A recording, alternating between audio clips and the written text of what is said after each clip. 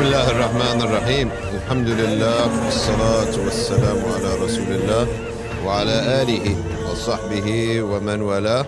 Welcome everybody to the Safina Society Nothing But Facts live stream on a cold Tuesday in the winter in the middle of the January or beginning of February now, and really only 2 weeks out from the month of Ramadan, and hopefully everybody had a good Nisf Shaban, because we all know that dua, it's one of the nights of ijabah, and Nisf Shaban is a night of maghfirah. But there's a criterion, which is to get the hatred out of your heart for another Muslim. If you notice, Laylat al-Qadr and Laylat al-Nisf min Shaban, they both have very similar qualities, which is that the Prophet sallallahu alaihi wasallam, he said about Nisf Shaban that it's a night of forgiveness except for one person. Who was that? Or two people. The two people in a feud. They have shahna for each other. They hate one another. They despise one another. Shahna, which is it's this feeling of great hatred towards somebody, like they revile one another, and they're in a feud. Okay, so that's the first thing. Well, if you look at Laylatul Qadr, we would have known for Laylatul Qadr, of course, all this was predestined, that the Prophet sallallahu alaihi wasallam came out to inform the Sahaba, Ummah, when is Laylatul Qadr.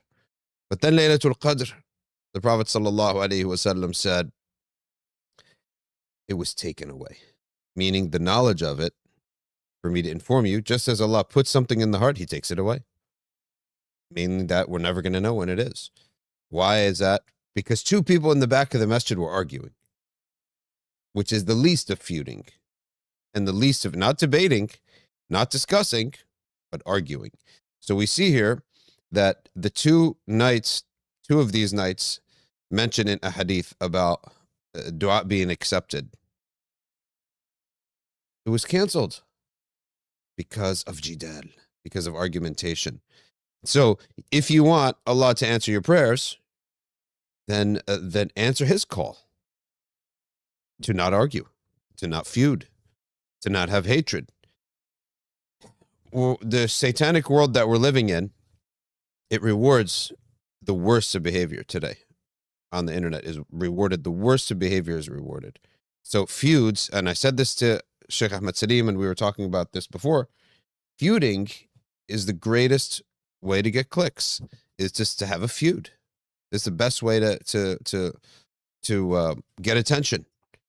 Everyone loves a feud. So reality TV is like one of the worst forms of TV. I always thought it was just like trash, right? Reality TV, complete trash. But if you look at what reality TV, why it gets ratings, is because of feuding. So you don't have to have any closure to the feud either. You just have to constantly feud. There's got to be a new fight every day, every episode. And the closure is not important. So you get a nice group of guys, and they're just having fun together, and no one's feuding, you're not going to get any ratings. Of course, they need zina, too. But they need feuding. And the world today, unfortunately, the way it is, it rewards highly feuding. And so if you want it, and that's why we said that we're talking about polemics, back and forth, refutations. It's important to say the truth. I mean, if people are able to say wrong things, then people are definitely able to correct those wrong things, right? There's nothing wrong with correcting these things. But some people go about it by feuding, right? They love to feud, and they make it personal, and they make it nasty, and people watch it, and they drive attention to the subject by doing so. And people actually do get educated by the subject, about the subject. And good results may actually occur. But that doesn't mean the method was halal. And that's something our shuyukh taught us from the beginning. They taught us that a means, maybe Allah Ta'ala may bring a truth forth from a falsehood, meaning a false means. He may bring the truth forth. But that doesn't mean the falsehood will be rewarded, and that is promoted by Allah in Sharia, and that is acceptable. So the ends do not justify the means for us. But Many of our shuyukh have told us, and remember Sheikh Mahmoud Shabib, may Allah be generous, was very clear to us that Allah Ta'ala can bring out good results through bad things. But we don't have the right to do those bad things. And their watermelon gives it to us in the hadith very simply. Allah aids this religion by a sinful person. That doesn't mean we're allowed to go and engage in those sins. And I'm telling you, a lot of companies, a lot of masajid, a lot of da'is, they say, hey, come on, we're getting passed by. Because these people are doing this stuff and we're not. They're passing us by. You can't do it. You got to do things right. Even the dawah itself, it's not the number, it's very high on the priority, but there's a lot of ways to do dawah. Do dawah to your own kids. That's the first dawah you have to do. Do your dawah to your own husband or wife. Do dawah to your own local jama'ah. That's more important than all this. 1,000 times more important than all this. You got to show up to the masjid on the sacred nights and mingle with the people and talk and hang out with them. You have to do these things. So somebody says, no, I'm just going to do the internet. All right. I mean, that's not the right way to do it. I can't say that that's wrong if you're doing things correctly. But what about the Salat and Jama'ah? What about the local people? You go out and say salam to the people, visit the sick, attend the janazas, talk with the brothers, talk with the youth. I hope everyone who listens to NBF does these things. And it may be hard because you may not have a local masjid that's like perfect for you, but struggle.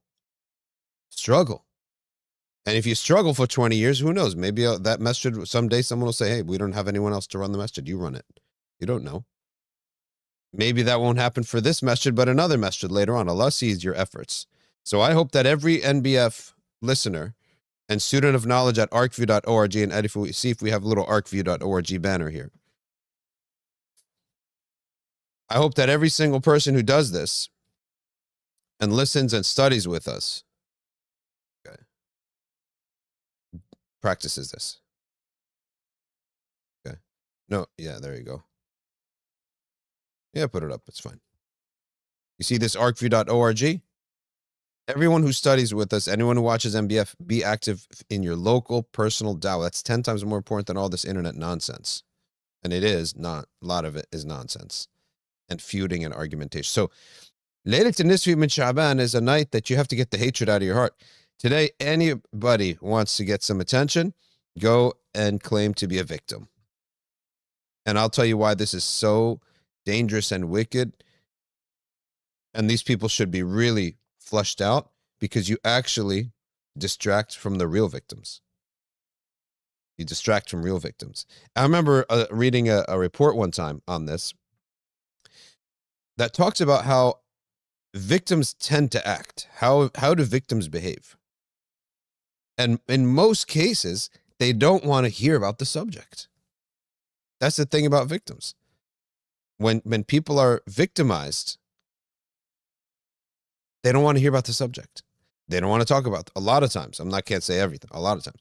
But so when you have somebody, or now professional victims almost, out there for likes and clicks and what have you, and it's, who knows if the narratives are true.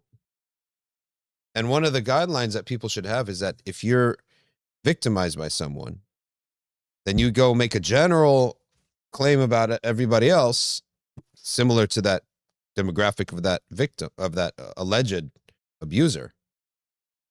Now you just done a widespread, cast a large net of having a bad opinion of people and blaming them and having everyone assume. You allow people to assume like that. Oh, I think he's talking about him. Oh, I think he must be talking about him, right? Imagine if I go and I rant on masjid board members. I go on a rant on masjid board members. Now, it's obvious I'm bothered. Bothered does not equal victim, by the way.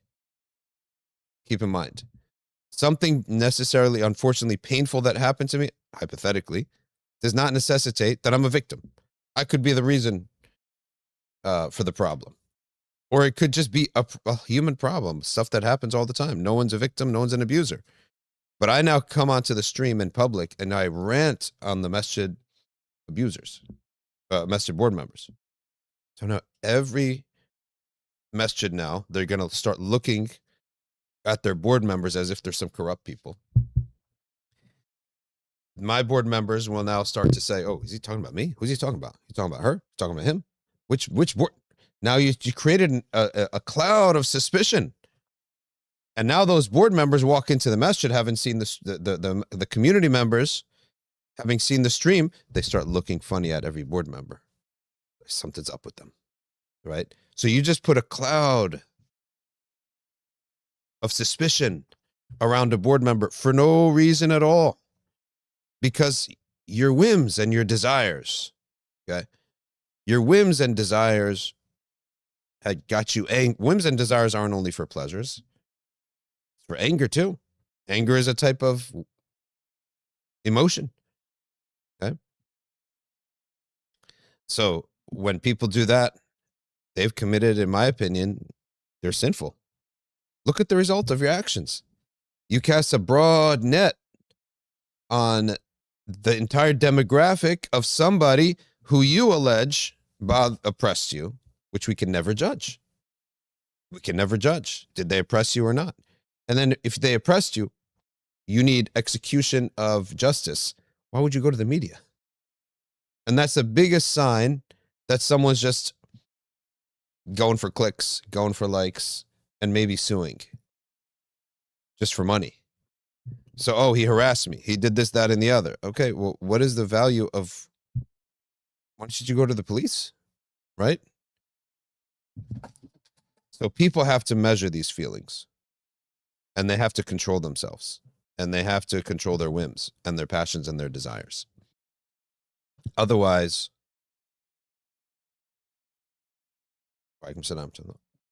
you spread facades on the earth, and you put dark clouds over everybody. And I think now, whenever people behave like this, the safest thing for the community is that they should be addressed. Right? They should be addressed as the troublemakers and the fitna mongers. If you have an issue, go to the person who gave you the issue, caused the issue. Well, go to the person who caused the issue.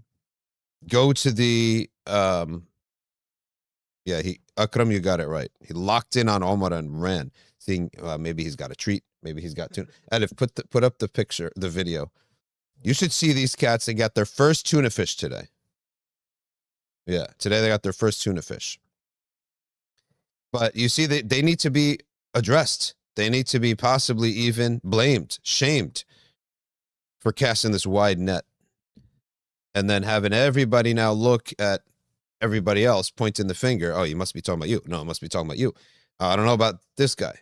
And people aren't logical. They'll take it and run. People aren't necessarily logical. They say, oh, yeah, stay away from this guy. Why? Oh, I heard such and such. People don't study epistemology of transmission. People don't know how to weigh truth and false, and rumors go and spread.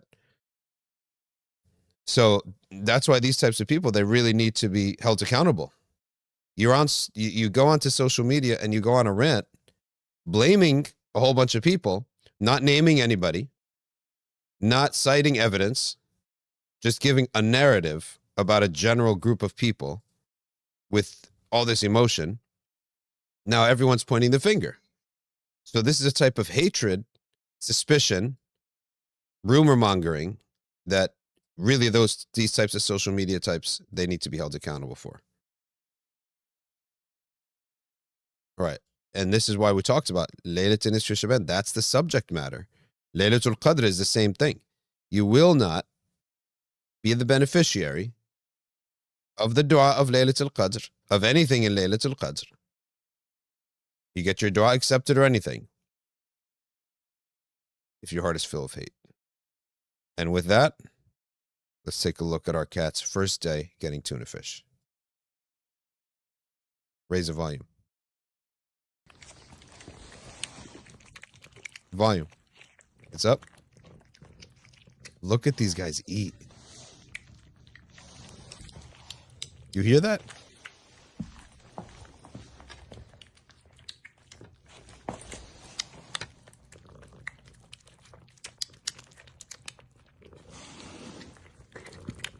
Who's fasting, by the way, today? That's today. That's just now. We prayed though. They went to town with that can of tuna fish. Finished that entire plate of tuna fish. You hear the tuna fish? They hear the volume. The viewers hear the volume? No. Just their cat noises and their eating noises.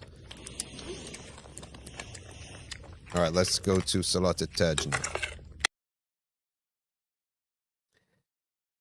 بسم الله الرحمن الرحيم اللهم صل على سيدنا ومولانا محمد صاحب التاج والمعراج والبراق والعلم دافع البلاء والوباء والقحط والمرض والألم اسمه مكتوب مرفوع مشفوع منقوش في اللوح والقلم سيد العرب والعجم جسمه مقدس معطر مطهر منور في البيت والحرم شمس الضحى بدر الدجى صدر العلا نور الهدى كهف الورى مصباح الظلم جميل الشيام شفيع الأمم صاحب الجود والكرم والله عاصمه وجبريل خادمه والبراك مركبه والمعراج سفره وسدرة المنتهى مقامه وقاب قوسين مطلبه والمطلب مقصوده والمقصود موجوده وسيد المرسلين خاتم النبيين شفيع المذنبين أنيس الغريبين رحمة للعالمين راحة العاشقين مراد المشتاقين شمس العارفين سراج السالكين مصباح المقربين محب الفقراء والغرباء والمساكين سيد الثقلين نبي الحرمين إمام القبلتين وسيلتنا في الدارين صاحب قاب قوسين محبوب رب المشرقين والمغربين جد الحسن والحسين مولانا ومولى الثقلين أبي القاسم محمد بن عبد الله نور من نور الله يا أيها المشتاقون لنور جماله صلوا عليه وآله وأصحابه وسلموا تسليما. Let's go to Nur al Uyun, which is Sira Shama'il. Really just touches on the subject matter, and then whoever is the teacher is supposed to comment on it. Okay.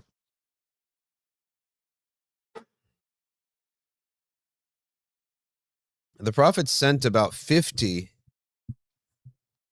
bu'uth, or emissaries and groups out there.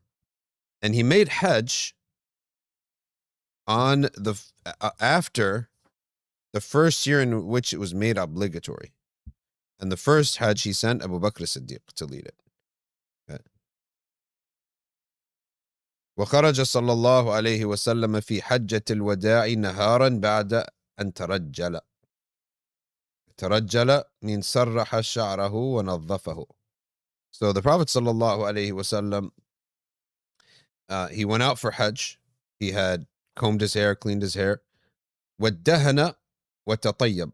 And he oiled himself and he perfumed himself.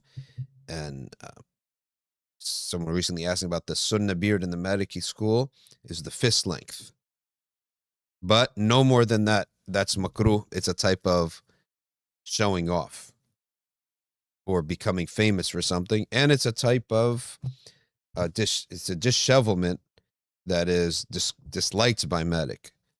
And Umar ibn Khattab and his son are the ones who made this popular, the fist length, grab and cut.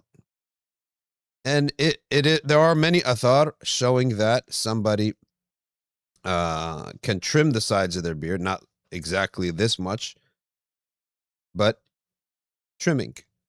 In terms of if you want the perfect sunnah beard.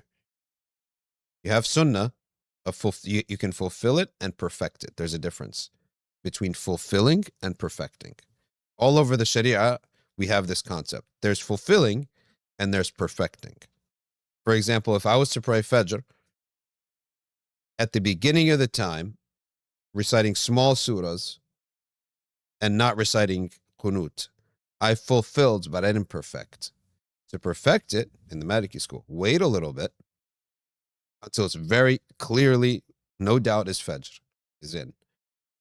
Recite from it long surahs, the length from Hujurat to Abasa, the length of those surahs, and recite Qunut silently after the second recitation before the ruku' of the second rak'ah. That's perfecting it. So if you want to perfect, what is the perfected sunnah beard in the Maliki school? Yes, you could trim a little bit from the sides. You can cut the fist length. Okay. But you must keep the mustache and you must keep the soul patch. All right. If that's possible for a person to have. But to fulfill the sunnah, then anything that people call a beard is a beard. Whatever the people call a beard, then you fulfilled the sunnah. So there's fulfilling the sunnah and then there's perfecting the sunnah. Last Friday, somebody asked me, why didn't you ever do khuruj da'wah the way Tabligh does for 4 months? Once in a lifetime, 4 months. Once a month, I think they do a weekend. When once a year, I think it's like 40 days. Tabligh, they have a like awrad of da'wah. Okay. So once a month, you have to go for 3 days. Weekend, basically. Friday, Saturday, Sunday.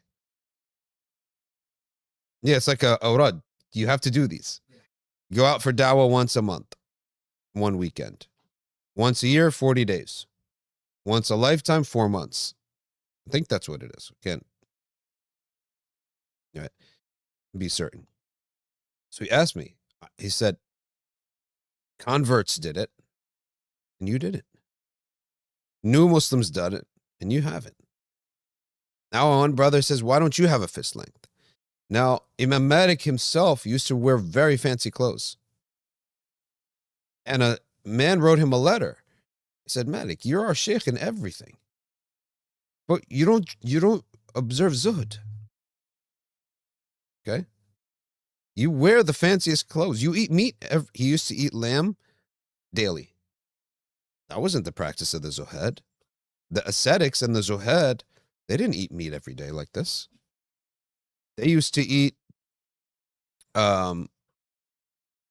meat rarely and used to eat dry food. So what did Malik say? You would think Malik say this is a insulting person, drag him out of the... No. First, it was a letter. So Malik wrote back to him.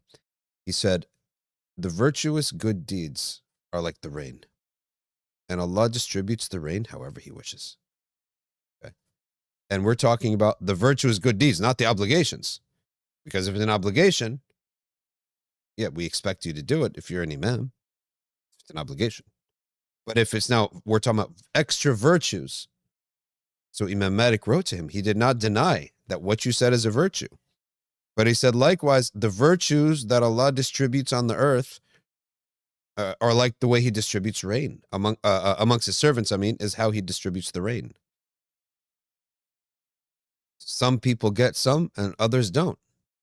And I have virtues you don't have. You have virtues I don't have. And that doesn't make me better than you or you better than me.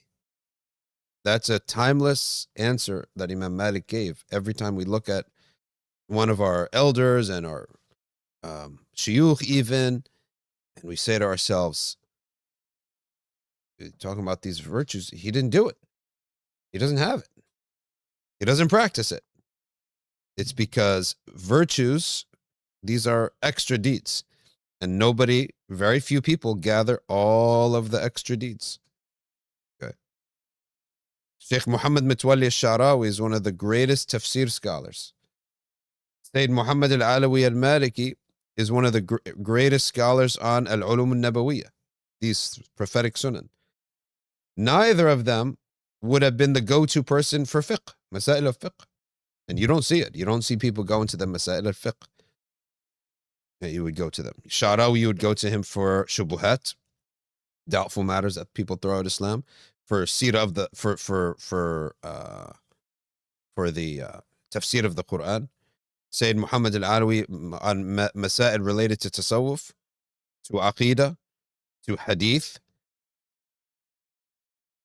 to matters related to the Sunnah and the Ulum Nabawiyya, prophetic sciences, but people tended not to go to him for fatawa and fiqh, right?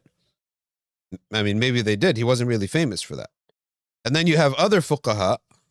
There are jurists, big jurists, scholars. You don't go to them to speak to the common folk. Okay? So we could look at anybody and strip him down to what he doesn't do. And we don't deny that it's a virtue. Okay?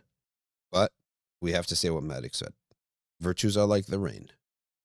And he admitted and recognized that. But he said, I also have virtues that you don't have. So you aren't better than me and I'm not better than you.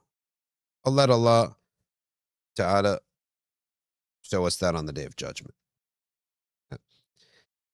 So here you have the Prophet Sallallahu Alaihi Wasallam, and as I was continuing on Malik's commentary on the beard, is that he severely disliked and actually considered it sinful, and he considered it type of personal disfigurement to have a beard with no mustache and no soul patch. Al-anfasa, what is it called? Anfaqa. Anfaq, look at this, Azhari. Al-anfaqa. You know, we all know Omar is an Azhari. Not yet, but he's an Azhari student. You could say that. So this is the soul patch, the anfaqa, and the mustache, and of course it has to be trimmed here. That's consensus of all madhabs. And that's how, that's what the sunnah is. But the Prophet had oiled himself, and that's one of the 7.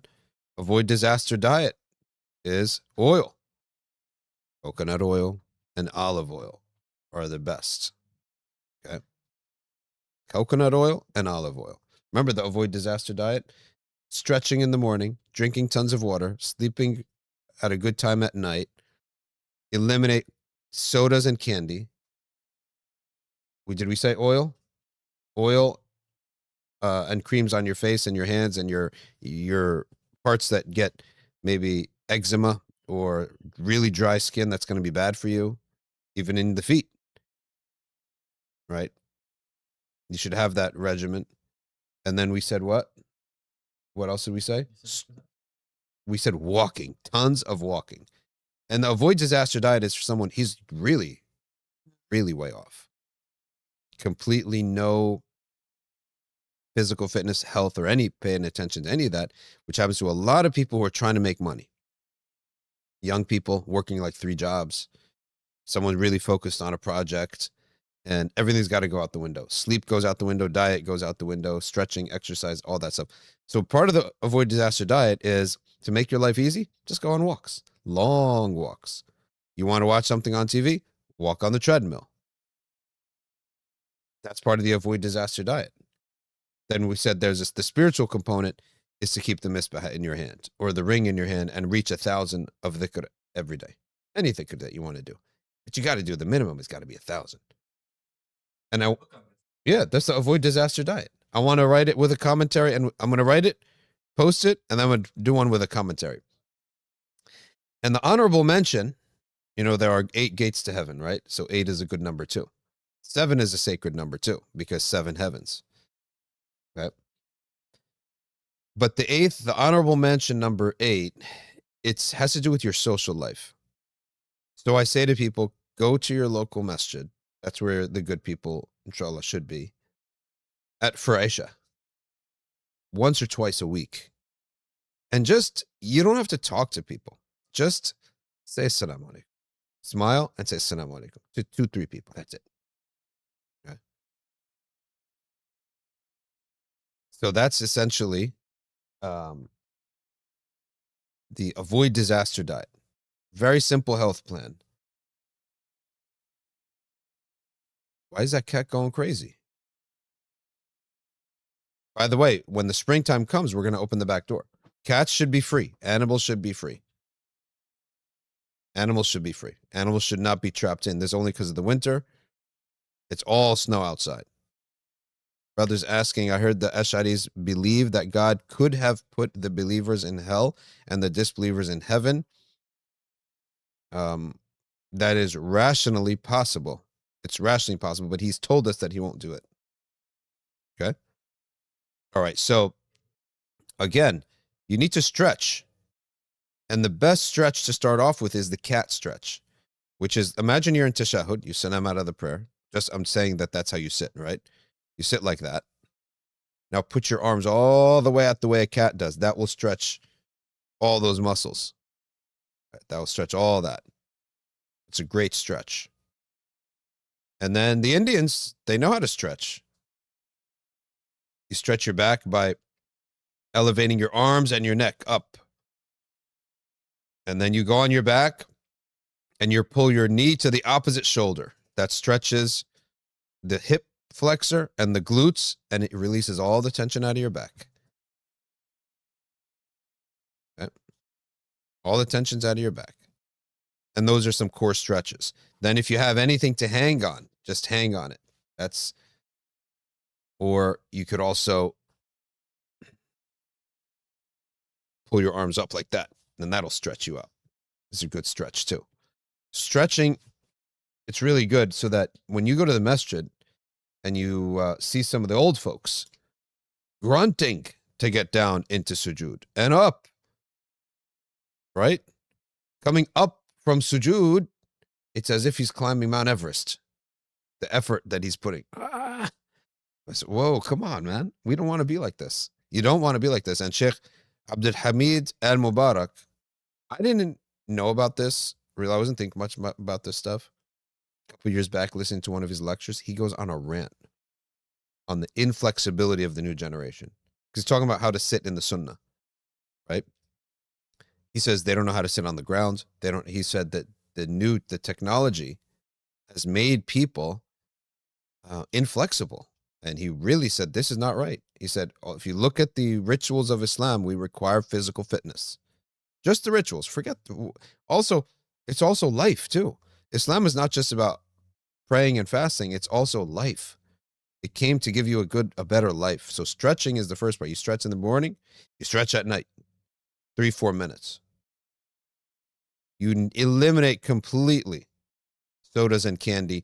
When I say eliminate, in all diet, not non-religious things, it's like 90%. 90%. Maybe once a year you might have a Snickers. If you have pizza is questionable in the next level. But for the avoid disaster diet, it's allowed. When you have pizza, you have to have iced Coke with pizza. Otherwise, you're crazy. I used to have a guy, I never looked at him the same again. He used to have milk with his pizza.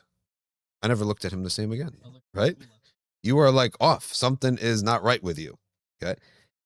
So you need to have, I knew another guy who used to like warm soda. The guys, don't say this stuff in public. It ruins your reputation. You are weird at this point. The milk, pour the milk before, that doesn't make any sense. Pouring the milk first before the cereal, that does not make sense at all. But we're saying here, eliminate that stuff completely. Candy and soda, all of a sudden your teeth will be better. In the Get Great diet, or the Get Good, maybe we'll call it. I don't know what I've called it yet, because I haven't mastered it yet. Once I master it, probably by the end of this summer, then I'll release that. Sugar has to go out the window, but not in the avoid disaster diet, just sodas and candy, right? Sodas and candy got to go. Then you have to have lotion. You have to have, I don't even buy lotions. I never buy lotions. It's got tons of chemicals. Why? When Allah created coconut oil and olive oil. That's all you need. Right? Why would I need something? The skin, this is something age old. We've always had skin. So therefore, whatever the skin needs on a general basis, it's already on the earth. Right? It's already on the earth. So why would I need a synthetically made cream for something that God has created, has had on the earth from the time of Adam? The solution is here on the earth. Coconut oil, olive oil, these types of things. But you need it so that your skin doesn't get ruined. Like the food of the skin are these oils. So the next one that really solved a lot of problems was water. Like lots of water. It solves headaches. It solves bad skin. It solves a lot of problems. Okay? It solves a lot of problems. And the Japanese, they're sort of insane with the water, but I like it. Is anyone going to blame the Japanese? They know really well about how to stay healthy. 4 cups in the morning, 4 in the middle of the day, 4 at night. Whoa, I'm like an ocean in here, right? But your body will eventually flush it out because it doesn't know what to do with it. Just like you give somebody money for the first time, he's going to waste it all, right? But keep giving the body that. And eventually the body starts to store the water in places very beneficial for it. And you notice that your body is retaining the water, but not in the way that the bad way that means like you're going to, you're going to get bloated. Not that kind of, but it does retain water in a very good way. So drinking the water is critical. We're problematic when it comes to sleeping. None of us know how to sleep, okay, anymore. And we have to relearn how, like children, how to sleep. So to sleep early is the key. In the Get Good diet, I expand on this, taking from Abu Tawbah, that he said your bedroom should not have books or phones in it. Phone and books never enter the bedroom. Bedroom is for sleeping. It works. I'm telling you, it works. And part of the Get Good diet, and this is very controversial for a lot of people. And I guess I should say, if you're affected, but I think 99% of people are affected. Maybe 90% of people are affected. It's caffeine. Caffeine. If it's Ramadan now, coming up in 2 weeks, it's probably too late. But it's too late to get off of caffeine. But I know it's very simple to get off caffeine. I was the biggest drinker of caffeine. So much so, like, I had to schedule my day. And if ever any of the day was off, such as like a 6 a.m. flight, where I need to be alert, but I don't want to have coffee because I want to sleep on the plane, you're messed up. You're stuck. Anytime that you had to be up early, you're kind of, and then you wanted to sleep later, you're kind of stuck because you can't be alert. You have to fight this headache. And simultaneously, you want to sleep pretty soon afterwards. So you're stuck in the middle. And on top of that, when you do have your coffee, your body releases all its fluids. Now you got to go to the bathroom. This is a big headache. For what? Why am I controlled like this? Get rid of I just said, you know what? Get rid of the caffeine. And I got rid of the caffeine for the sake of Ramadan twice. It was easy. And then the third time I just did it permanently. Because you can't sleep. And in our culture, the chai is like the wine of the ummah nowadays, these days. The Desi chai, Yemeni shop, Khaybar, Araz, Safwa, Manzil, Rihla. There's another one called, what is it? There's a new one. Sheer chai. It's nonstop. Sheer chai. Okay. Like Shere Khan or Mowgli. It's nonstop. Right? It's nonstop. Did I miss any of them? Hijaz. Nonstop. Caffeine, caffeine, caffeine, caffeine, caffeine. So I was from the people that I thought this is an insane idea. This is my happiness in life. Leave me alone. I don't do drugs. I don't do zina. Okay. I don't drink. Leave me and my coffee alone. But I realize it ruins you. It does ruin your sleep. It ruins your everything. So I quit it, believe it or not. And the way you quit it, in Rajab and Shaban, I start mixing the coffee beans. The caffeinated with the decaf. Mix until you start to need it less, need it less, need it less. And by the end of Shaban, you don't need it at all. And then maximum, you just have the caffeine pill. It's a slow release at suhoor. No headaches, nothing. And you could sleep after it because it's slow release. But even that, I eliminate. That's not part of the Avoid Disaster diet. It's part of the Get Good diet. Okay, so I just took it out and I made my own witch's brew. And every once in a while, I would cheat a little bit with tea, right? Because tea is, by the way, chai is as strongly and almost, but it's not as addictive as coffee. Your body can easily get rid of chai, not in the same way it gets rid of coffee. It has this like, the brain is like demanding it so badly that you can't live normally anymore. In any event, I'm carrying on talking about Ramadan. You need to try to get off of it. You have to get off of it. Otherwise, you're just going to have headaches all day. So sleeping, drinking water, stretching, the olive oil, or the oil on the skin, the dhikr that you have to do. You have to remember Allah all the time, and you have to walk. And number 7 was, what did we say was 7th one? Yeah, stretching, drinking, walking.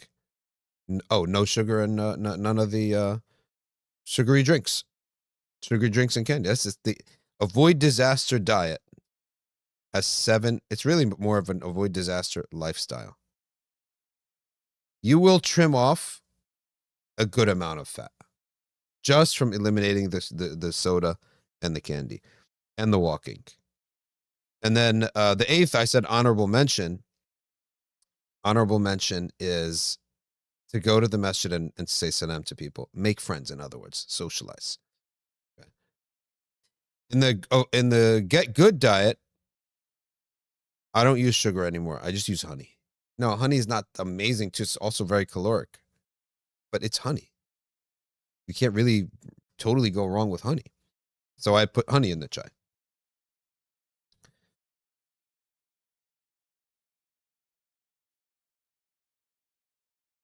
Yeah. You just a little bit of honey that gives it a good flavor. So all of this we were talking because of one line which says وَالدَّهَنَ وَتَطَيَّبْ. Sayyid al-Kawnayn alayhi salatu wasalam put oil on his beard, on his hair, on his face. So that oil idea is from the Prophet. He used to put so much oil on his skin that they could see the oil patch on his thobe. Okay. And then he would put tib. He would put good scents. And then he spent the night at Dhul Hulayfa, also known as Abyar Ali. And it's the miqat of Ahl al-Madinah. And it's right outside of al-Madinah al-Munawwara. And unfortunately, because we take the train, we actually don't stop there anymore. And the new generation will not know about this at all. Abyar Ali, Dhul Hulayfa is a beautiful rest stop. Big rest stop. That had beautiful trees and food and then places to shower and change. It was a good experience, and I'm sure it's still there for people who drive. But most of us, we take that jet train that goes in bullet train. 2.5 hours, you get to Medina. Very fancy train. Very fancy train stations too. قال صلى الله عليه وسلم أتاني الليلة آت من ربي. I received someone from my Lord who said, صل في هذا الوادي المبارك وقل عمرة في حجة. Okay. That someone came to me and said, pray in this blessed valley and say Umrah in Hajj. Okay. So that is if a person is intending Umrah in Hajj. فأحرم بهما قارنا. So he was doing Qiran. Hajj can be Ifrad. It could be Qiran. It could be Tamattu'. Qiran is Umrah, then Hajj in one Ihram. That's why he says Umratan fi Hajjah. They don't know it will Qiran. So Hajj, unlike others, the Prophet did make the talaffuz of the intention. He uttered the intention with his tongue. And everything else, the intention is just in your heart. In the Maliki method, the intention is always in your heart. So this would be considered nafl, extra, additional. ودخل صلى الله عليه وسلم مكة يوم الأحد بكرة من كداء من الثنية العليا. So he arrived, it was a Sunday, early, and entered Mecca from the valley of Kida. And then he made Tawaf al-Qudum. فرمل ثلاثا ومشى أربعا. You jog for 3 and walk for 4. Light jog. What's the purpose of the light trot? A light trot, it's meant to get the blood going, to avoid. People, believe it or not, people don't realize that the best thing for tiredness is exercise. So when you get off coffee The way that you warm up and get your body going is through like a routine in the morning. Some stretch, some pull-ups, some planks, some scissor kicks. 60 seconds. You're going to be warm.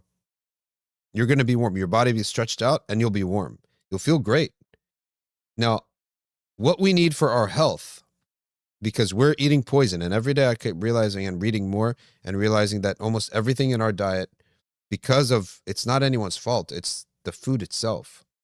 The apple that you think you're being healthy, it's covered in something that's illegal in the rest of the world because it's known to cause cancer.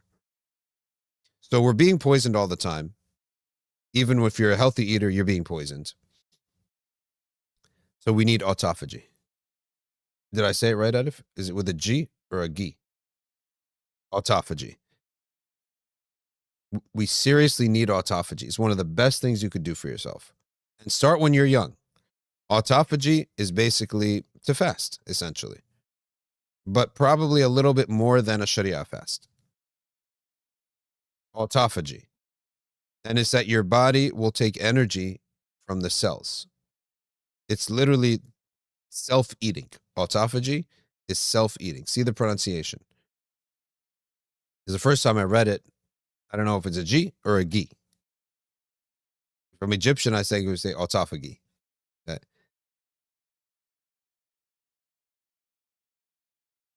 Your body, to consume energy, it's waiting for food.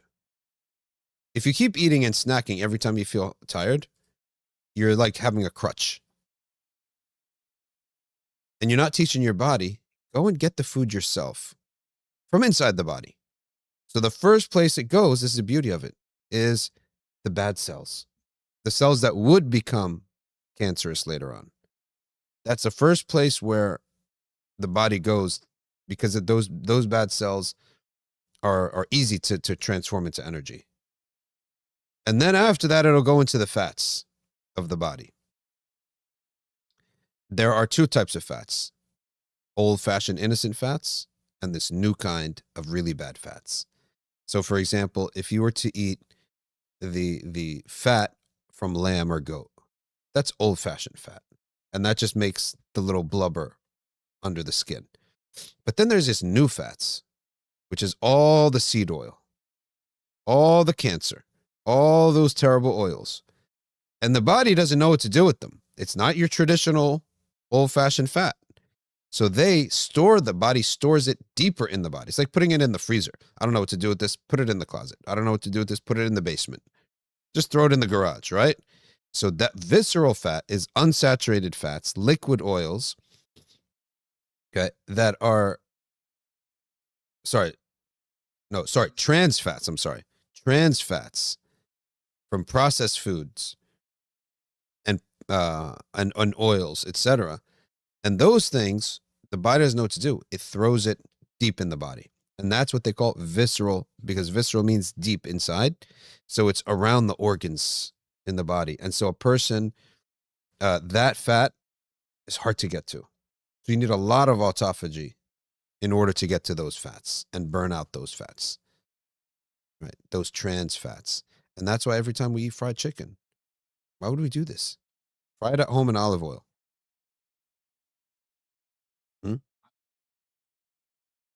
I don't even know if you can fry in olive oil because it doesn't.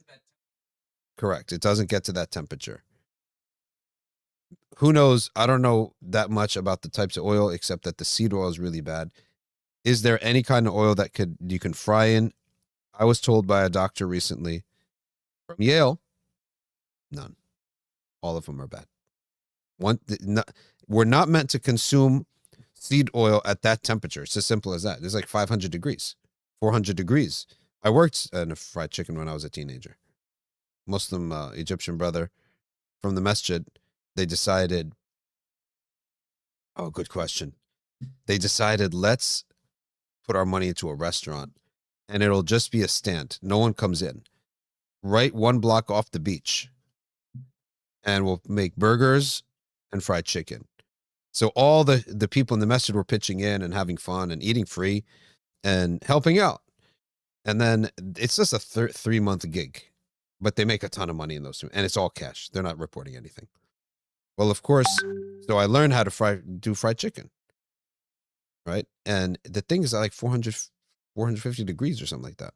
So our bodies are not meant to consume these things. So autophagy is a wonderful thing. It's so simple, and we all should do it on a regular basis, which is you need to starve yourself for a period of time, 24 hours, even if you do on a regular basis, like 18 hours. Okay. If you on a regular basis did 18 hours, that's wonderful. That's great. When you fast, it's even better because you're not even having water. You're not even having, anything. So your body is literally just now completely consuming all of this stuff, right? And purifying. Now, Fickonomics, it says don't fry, period. It's probably right. Let's talk about how to do this. The easiest, simplest way is to set a timer. And I relate it only to food. So I still will have my drink, even if it has a little bit of honey in it. I'll still have that. I'll have water, etc. But you have to set the timer. And if you're new to this, set it for 12 hours. Anyone could not eat for 12 hours. Then you add it 13 hours, then 14 hours, then get yourself to 16 hours. 16 hours, it's like a B plus, A minus. 18 hours, you're in the low A. For sure, you're past the B, you're in the A. 20 hours is a high A. 20 hours, no food, then you eat, and then you start it again. 4 hours you eat, or whatever, and then you start again for 20 hours. When you pass 20 hours, when you hit 24 to 36 to 48 to 50, etc., now you're in master's and PhD. You're in the master's and PhD level. And you could do a lot. Let's say you're bad in the winter, you gain weight in the winter, as most people do because they hibernate basically. And you want to kick off the spring well, you might just get rid of a whole bunch of fat real quick. Burn it all by doing a 24, 36, 48 hour. You could do it. You could do it. People think they can't do it, but I've seen a lot of people do it. You feel so clean. It's amazing how poisonous the food is. You feel really clean. Muhammad saying, talk to Mustafa Malta. I don't know who it is. Look him up. Does sleeping count in autophagy? Yeah, you do. You do. But the best thing when you're in order to trigger the autophagy, when you're in a lull, when your body's going in a lull, and this is it, you need to get good to do this. When you're in a lull, do some push-ups. Take a walk. Do some planks. All of a sudden, you're triggered to your body, go get energy, and your body will go for the fats. But if you take a nap, now your body's saying, okay, we don't need to use any energy. So you're wasting your time. Wasting your time. And if you can learn how to do a couple push-ups and sit-ups and planks while hungry, the leanness is insane. Okay. The leanness that you'll experience is totally insane. Yeah. Jay Perez says, I heard coffee aids autophagy.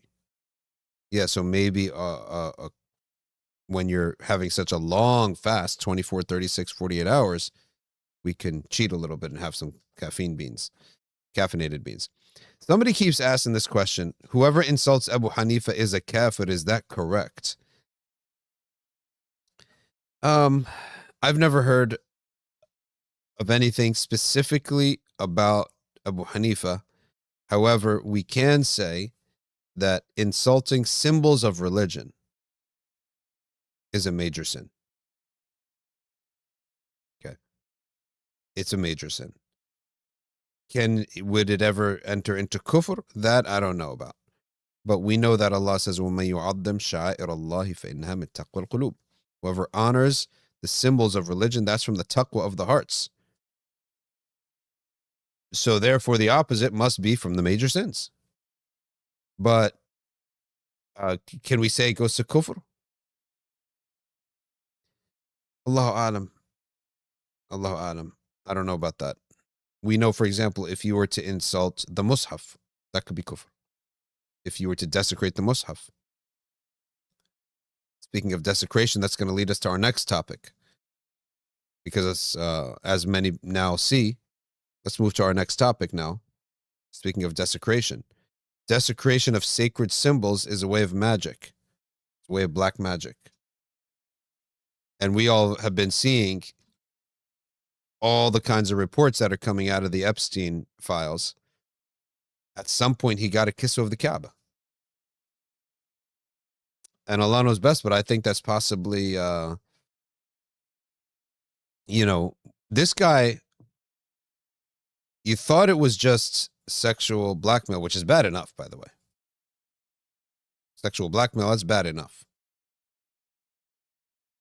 But it's not just, sexual blackmail was invented by the mafia. It was not invented by the Jews or Israel. They learned it from the Italians.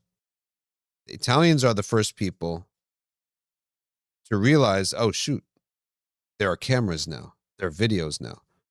And if we can get law enforcement or judges or these people compromised, then we're scot-free. And so sexual blackmail was a tactic established very early on by the mafia. As soon as cameras came in and pictures and who knows what else, they began to use this. Whoever made this image should not even put this devil in the same image as the Kaaba. X, remove. Islamify. Kufrify is what you just did. Take this devil off the Kaaba. If he was a zani, that would be sufficient, right? A zani would be sufficient not to put him on the Kaaba. So send a message to Islamify. Somebody out there, send a message to Islamify and say, be Islamify, not kufrify. And putting this guy, his image, on the Kaaba. Okay? A detail, but we honor the Kaaba. We honor our sacred images. And I'm sure that they didn't mean anything bad by it. But as a matter of dhawq, those associations are no good. I'm going to tell you the proof of associations. The Prophet ﷺ would visit graveyards at night and forbade lighting a lantern at night. Just to show you that we care about association in our religion. And they said, "O Messenger, why would we not carry a lantern?" He said that the people in this graveyard are fleeing from the fire. You're bringing the fire into the grave. So fire was not a good symbolism for the dead. So that's why fire lanterns made of fire, are forbidden as a level of karahiyah, discouragement, to bring into the graveyard. So we don't like these associations. In any event, I'm sure Islamify, I'm just teasing them when I said kufrify, but because they're probably doing some good work. I don't know much about them. Are they like that other website, Islam Feed? Ilm Feed. What is it? Ilm Feed. Like they bring news of the Ummah in a cool way on Instagram. So I like all these organizations. Jeffrey Epstein received Kaaba cloth from Mecca via UAE. Newly released emails from Jeffrey Epstein files show the convicted sex offender arranged to have pieces of the kiswa, the sacred cloth covering the holy Kaaba in Mecca, shipped to his Florida residence through contacts in the UAE. However, the email does not reveal how the businesswoman came in contact with Epstein or why he wanted the kiswa. So this was not an accidental gift. It was actually, he wanted it. And to read that email, it says here, here is the attachment. By the way, the black piece was touched by a minimum of 10 million Muslims of different denominations. They walk around the Kaaba 7 rounds, then everyone tries as much as they can to touch it. And they kept their prayers, wishes, tears, and hopes on this piece, hoping after that all their prayers to be accepted. Regards, Aziza al-Ahmadi, as she wrote to jeevacation@gmail.com, which is Jeffrey Epstein Vacation. All right, so that's in 2017. The emails reveal that Emirati businesswoman Aziza Al-Ahmadi and another individual, Abdullah Al-Mari, coordinated the transfer of 3 pieces related to the kiswa. So, of course, we know that in Islam this is forbidden. Sacred objects cannot go in the hands of non-believers. The Mus'haf, number 1, all religious books. Why? Because they may not treat it the way it's supposed to be treated in Islam. Right? So there was nothing stopping them from throwing the garbage, from using it where it shouldn't be used. Still time. 17. So 2009, he was already convicted. 2017 is now 8 years after that. So she says, the items travel by air freight from Saudi to Florida through British Airways with correspondence, tracking invoices, customs paperwork, and final delivery arrangements. The shipment included 1 piece from inside the Kaaba itself, inside the Kaaba, a second from the outer covering, and a third from identical materials but never deployed.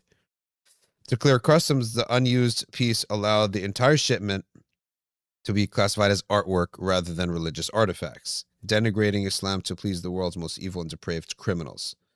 Okay, this was the write-up. So now, let's add to the equation now that there have been allegations through these emails of not just zina, we know the zina, underage for blackmail purposes, but also rape, which, I mean, all this would be classified as rape because these kids were basically kidnapped from like Romanian orphanages and places like that. But we would also add to that there has been mention explicitly of torture. And there have been mentions of eating. Allegations of eating them. Allegations, to be safe. But I mean, when you have this many, pretty much, I'm inclined to say that not only is it all true, but we probably haven't even finished it all. There's probably stuff that's 10 times worse. We know now that his bank account was named after a demon, Baal. The demon Baal. That's what he named his bank account. But in summary, we could basically speculate with a very high level that the man is deep into the occult, and that a large bulk of our leaders, Western Hemisphere leaders, are practicing the occult, have committed clear crimes with high likelihood of speculation. Because, you know, these emails, unfortunately, and Amin saying, you said eating? Yes, eating. Get that file. Just so that people could see that. I mean, we all know it. Anyone who's following this stuff has seen it. But unfortunately, the emails provide associations, allegations, and speculations, and probably can never amount to any proof, unfortunately. So nobody's going to receive justice in the court of law. Even the likes of Bill Gates are ensnared in this. But everyone of these people is dead in the court of public opinion. Executed on the spot in the court of public opinion. And to analyze this, now that everyone's pointing to a movie called Eyes Wide Open, where, in fact, so much of what people have been saying about Satan is turning out to be real in front of our own 2 eyes. What we mean by this is there is a concept of making a deal with the devil. It is true that a person can make a deal with the devil. And it does require, just as if you want to make a deal with God, you need to go do good deeds. If you want to make a deal with God. If you want to make a deal with the devil, you need to prove yourself by doing bad deeds, by which he blackmails you and ensnares you. And then once you keep doing these dues and prove yourself, now the world opens up for you. And you have people with levels of success that are almost unimaginable. Okay. Well, does that entail that Satan has powers? Like, what does that entail? What are you saying? Are you saying that, no, we know for sure that there are evil people out there who prefer to do business with other evil people, right? If you have a wali Allah who's a big billionaire, right? Chances are he's going to choose to do business with other salihin, with other righteous people. So when you have demonic people who have amassed a great amount of wealth, they're going to want to do business, and they're going to get the references to do business with other demonic people. And that's what we mean by that. So that's the idea. And for people to not believe in evil anymore, and literally in demons. And demons are huge jinn, like very strong jinn. Not all angels, for example, are of the same power. For example, no one's at the level of Jibreel. No one has the power of Jibreel. Allah has given him the greatest amount of power. Okay. The jinn also have different levels. Okay. You reach the point watching these things that this stuff is not just because they want to do these things, that they find pleasure in doing these things. I think it's a belief. It's a belief that if we do these, if we desecrate children and the sanctity of the human soul, we're going to be rewarded. Okay. Here's another one. Put this off over, Elif. Okay, so let me read it first then. This is my first time. I'd like to add a few other points disclosed by the purported victim. While on this yacht, he witnessed African-American males committing zina with blonde females, all of whom were bleeding during the zina. He was a victim of a type of ritualistic sacrifice in which his feet were cut with a scimitar, but left no scarring. What are we reading here? On the yacht, this is from the files? One of the testimonies. On the yacht, he witnessed babies being dismembered, their intestines removed, and individuals eating the feces from these intestines. He was also raped by George Bush I. Of course, we have to say, because we're in public, that this is an allegation of a purported victim. This is almost too crazy for someone to invent. But it is totally in line with devil worship. The love of blood, the love of najasa, the desecration of life. Victim disclosed he was escorted to the FBI building by Michael Moore, who is the creator of True Pundit, described by multiple online sources as a conspiracy-driven news website that attempts to paint the FBI in a bad light. Moore has a criminal record as a result of the FBI investigation, copyright infringement. Is it the same Michael Moore from Michigan? Different Michael Moore.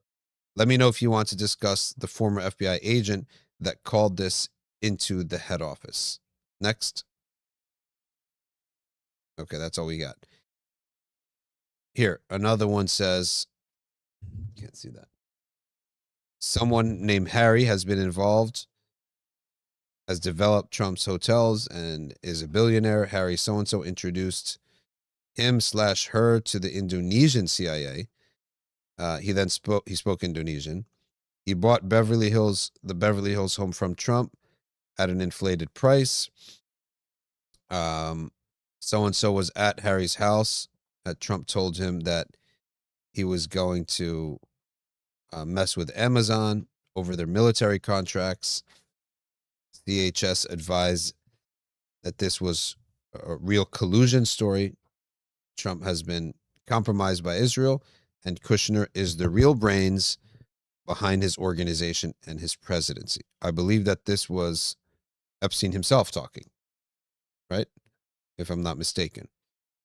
That showing that what we sort of knew from October, right after the election, right after Trump won, was it October or February? One, either a month after the election or a month after the inauguration. Complete switch, complete change. And he's clearly compromised. But he's named in the top 10, if I'm not mistaken, of people who have been involved with Epstein. So much so that his marriage was probably through Epstein. And all of these alleged or not alleged, all of these pageants, these beauty pageants, Trump and Epstein were both using these for hunting. And they would invite people over. And one of them, her name was Beatrice. She's the one who blew this whole thing open. She was a beauty pageant member from Europe, but also more like out of place there.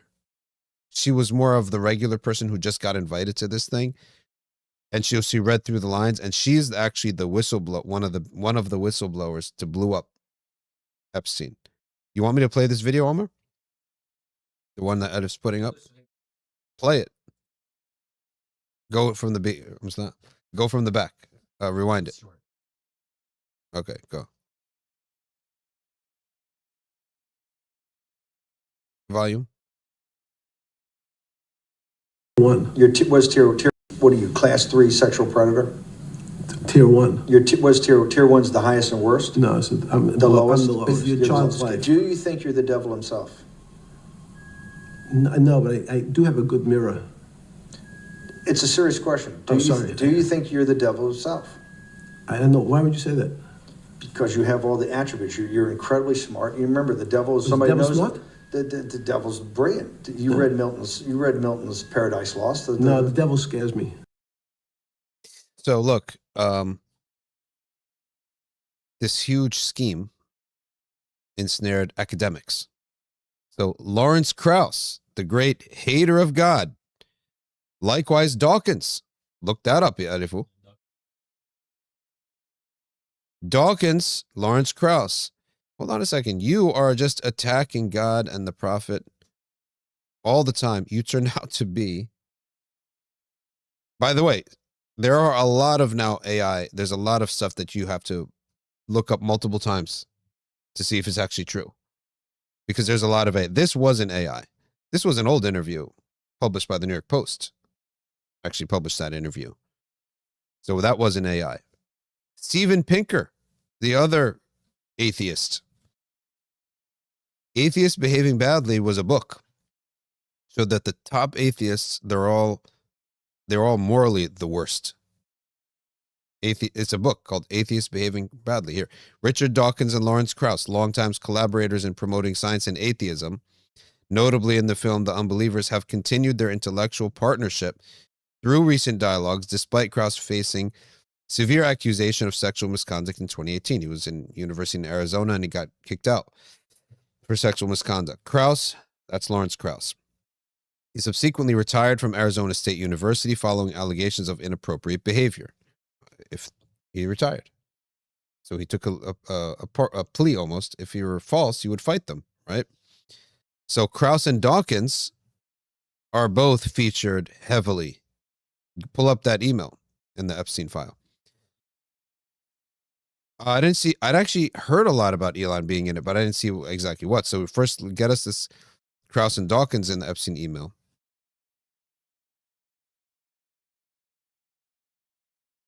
I'm telling you that what we have been saying as Muslims about the Dajjal and Iblis, and these are all in cahoots with Iblis, and Iblis, these demons, these unseen devils, these jinn are pulling the strings. And that's why the modern world is like a perfect, everything is lined up perfectly, but the people don't all know each other. They didn't collude this. It's colluded from the unseen. It's colluded from Iblis and his Iblis when he operates. You think it's just Iblis doing everything? No, he's got hundreds of generals. Hundreds. Let's just take a look at the world of of the Prophet Muhammad sallallahu alaihi wasallam. When the Prophet operated in Medina.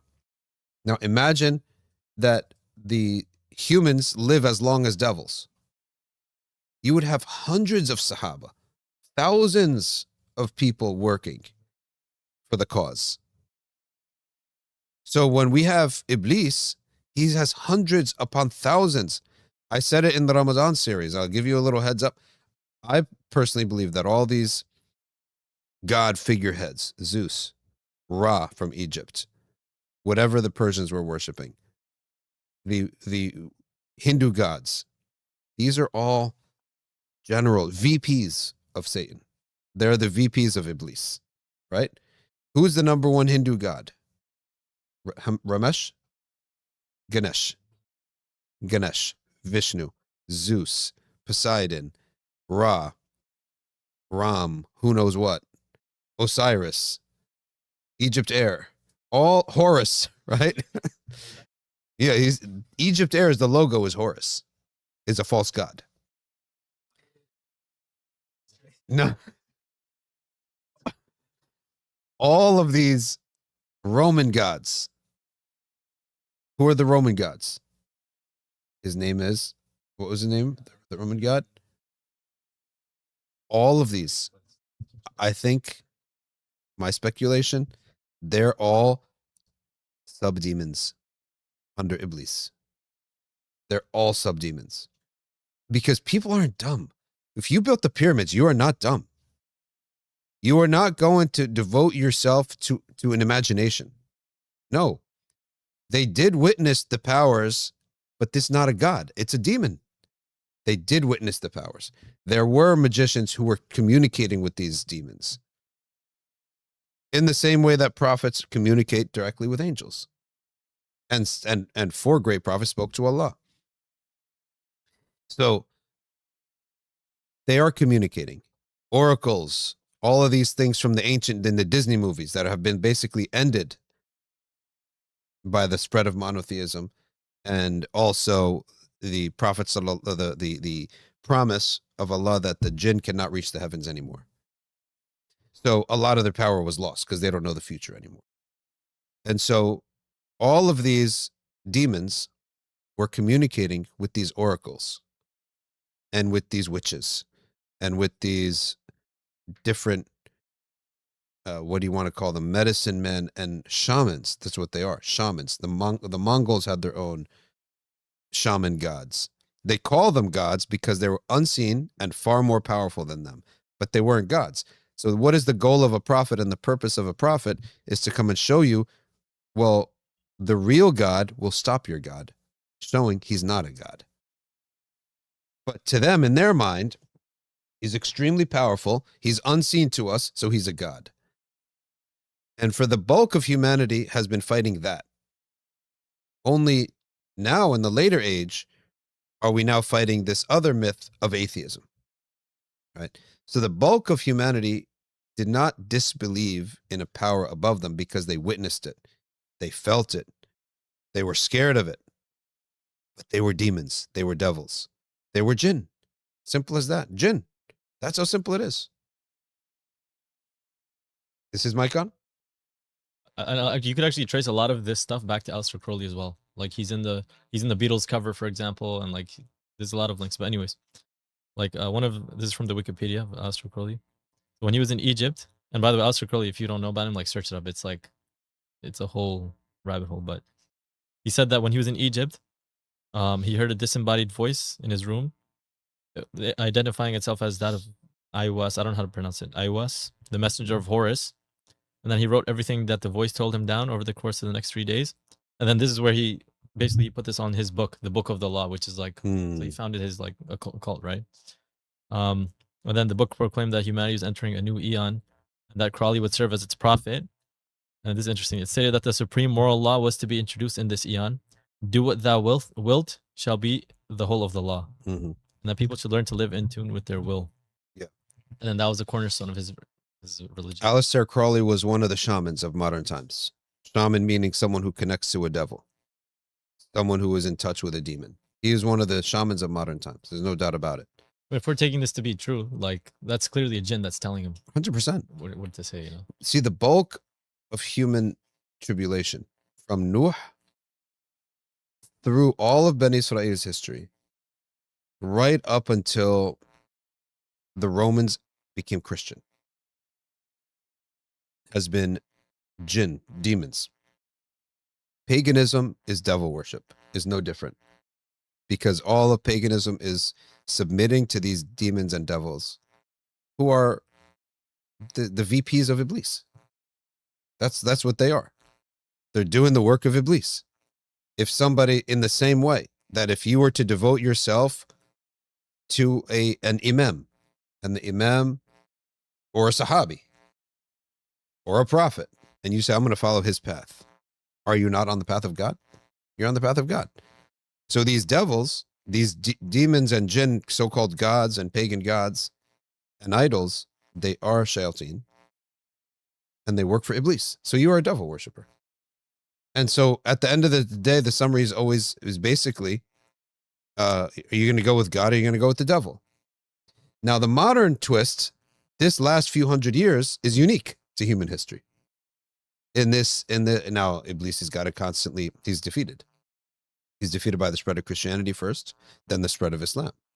A far greater defeat than what Christianity offered. Now he's got to improvise. And so he ultimately says, oh, I have an idea. None of it's real. Neither me nor God. And it's just matter. Right? That's a new innovation for Iblis. But that's not the bulk of how humans lived. The bulk of how humans lived was they did admit, recognize, and almost suffer and witness against the unseen. And then it is which unseen? The prophets or demons? The shamans or the prophets? And the prophets would come. That's why they came with a miracle. Something more powerful than what your demons are bringing you. Whatever your demons' powers they're bringing you, we're going to bring you something better, something stronger, something more superior. That's what's going on. Let's read this one. He said, understood, I will see you at St. Barth. This is Elon. All right, put it over, Adifu. Might make Talila uncomfortable on Tuesday. Musk wrote, do you have any parties planned? I've been working to the edge of sanity this year, and so once my kids head home after Christmas, I really want to hit the party scene in St. Bart's or elsewhere and let loose. The invitation is much appreciated, but peaceful island experience is the opposite of what I'm looking for.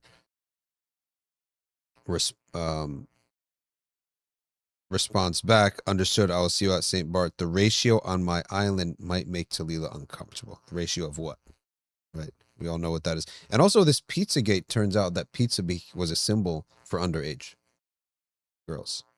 It's like all the 2011 Illuminati Dude, conspiracy. everything turned out, and I would say, people remember the original Safina Society podcast?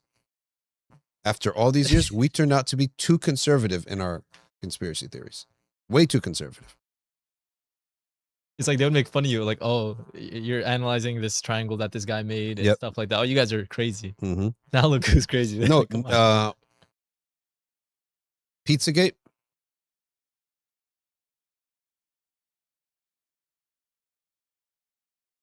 It's code, yeah. It's code. Yeah. Even in the files, you can see he's using a lot of code language. It's all code. Yeah. And subhanAllah, the truthfulness of Allah telling us in the Quran that they're devils. That shayateen, they have communication. Yuhi ba'duhum ila ba'd. Okay? That shayateen, they can communicate with human devils. They're humans, but he is so evil. The Quran has been telling us this, and we're thinking, see, we're stuck, and a lot of us bought into the materialistic lie.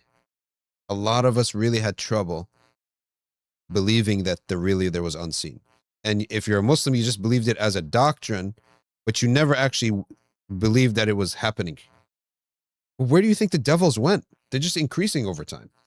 From the time of Iblis, one devil, right? He was one person, one jinn. Then he procreated, and he procreated, and he procreated, and he had more kids, and more and more and more. And then those kids had kids. He is the likeness of Adam to humans. His enemy is Adam. He despises him with a passion. All he wants to see is the destruction of Adam.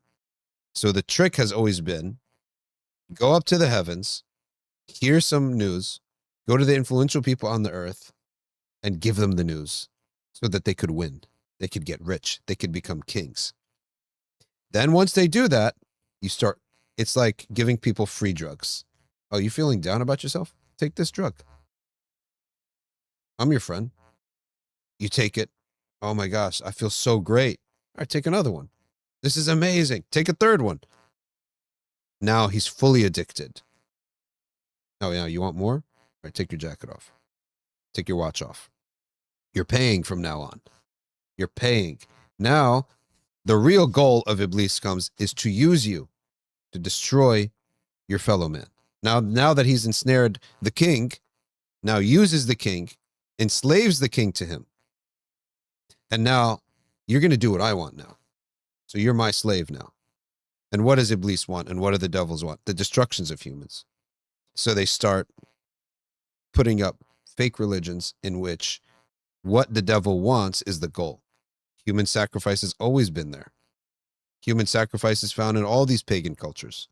Children sacrifices, young girl sacrifices, all sorts of najasa and blood. That's what Iblis wants. So he set up a hierarchy of addicts, people who are addicted to his ways, to control the rest of the people. Has anything changed? And all the addiction was happening. Bilal saying microphone's picking up some static. Who knows what it is? Keep in mind, maybe. We'll fix this one. Right. Mabo is saying, Sheikh, is this elite's doing sihr? No, it's not sihr. This is direct devil worship. Sihr is this is minor leagues in comparison to this. The sihr is the minor leagues in comparison to this. This is direct devil worship. It's crazy. Like, whenever we hear about sihr and stuff, like I always hear some of the people that have experienced, like, you know, heard these stories or have seen it like directly. There's always some sort of desecration of a religious symbol. Mm-hmm. And so now, like, you kind of connect the dots, and it's like, okay, Epstein was given a piece of the Kaaba, the Kiswa. He was given a piece of the cow. He requested it. Exactly. He requested it. He bought it. And now you're like connecting the dots. It's like there's something going on here. He requested it, and the person whose name, the woman who's, there's a female businessman, there's a male businessman. They both have expunged their LinkedIn pages. Like, they're on the run. You are a pariah in the Ummah now. Luckily, there's probably a lot of people with those names. Right? But you're huh? Oh, there's a face? Yeah, she's a well-known. Oh, I didn't know she that. owns a gaming company, I think, like Boss Bunny or something like that. Oh, I didn't know this. In Saudi. I did not know this at all. But you know what's interesting in that email that we read, like Yeah. from that businesswoman? Like, why was she so focused on describing like the religious symbolism of the, like she was saying, oh, 10 million people touched it with different denominations, prayers are accepted. Like, why are you telling Epstein? It's as that if he's not she's a Muslim? mocking it. No, like Epstein's not even a Muslim. Yeah. So why do you have to like specify all of that? So it seems like she knows what's going on or something. There's some sacrificial, you know. Yeah, it seems, because you see that it's almost like that's a symbol of the Ummah, because sihr always requires something from your person, from your body, like a garment, a comb, a nail clipper, a ring, a glove, anything, a scarf, anything that you touched. Okay. Was he trying to do that?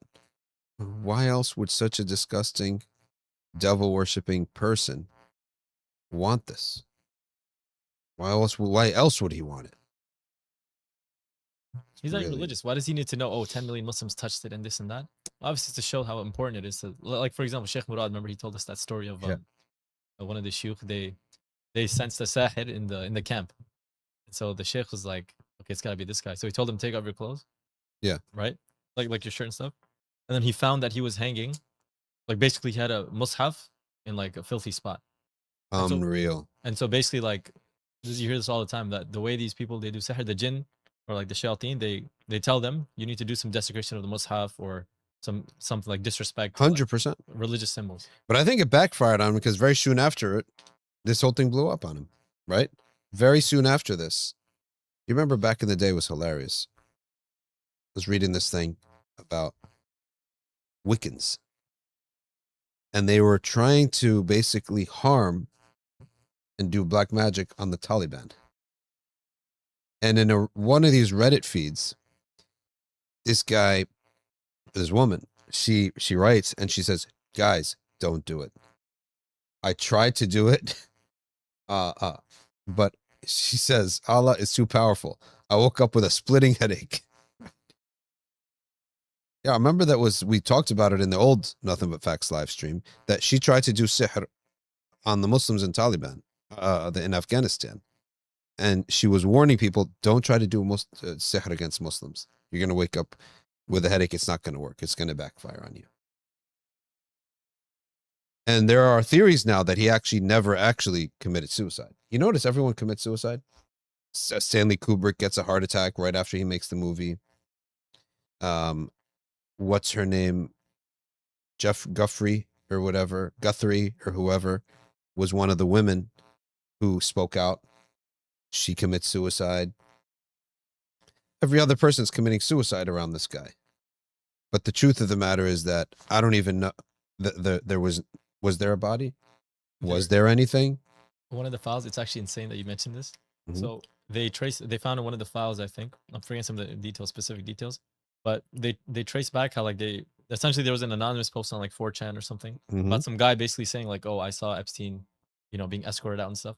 And they found out that that guy was actually one of the workers at the prison that Epstein was at. And he basically said that he saw Epstein like being escorted out in a wheelchair before he was announced like, oh, he did suicide. The testimony Like, of this dude, the testimony of this guy, this worker, they have his name and everything. That he was a worker there and he was there at that time.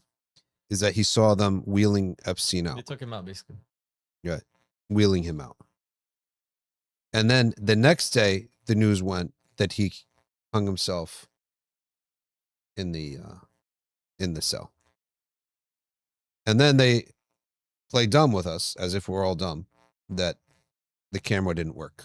At that moment was the moment in which, like, the camera, like an old cassette tape, flip sides, and so it didn't record for that 1 minute.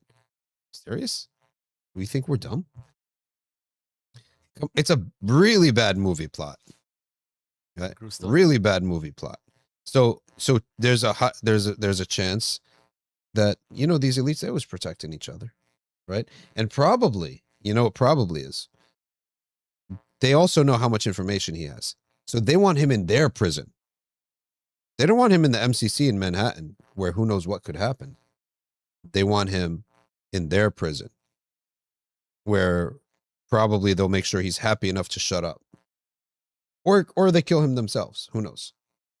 But this whole thing that every other person that is important at the right moment, they end up having a car accident, a heart attack, or committing suicide. Of course, you shouldn't buy it.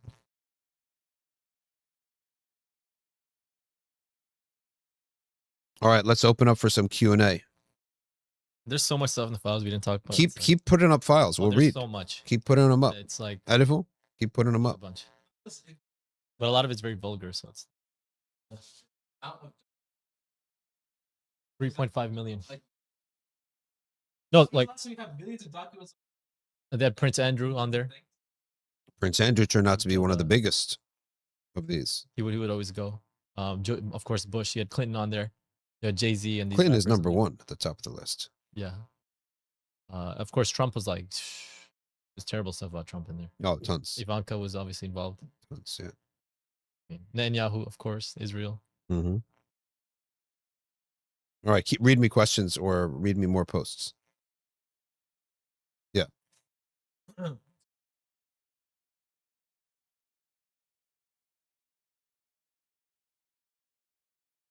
Yeah.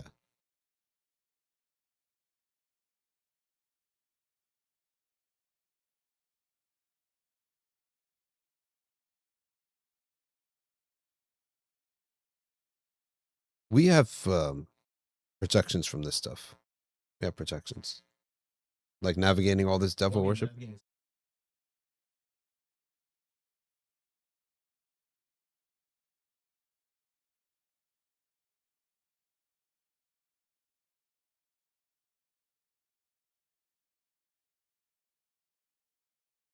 We are, whoops, the biggest threat of all this devil worship and all these demons are the Muslims who keep wudu, who pray, who believe in Allah, who read the Quran, and we're their biggest threat.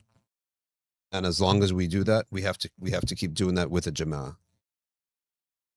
They cannot come near the Quran.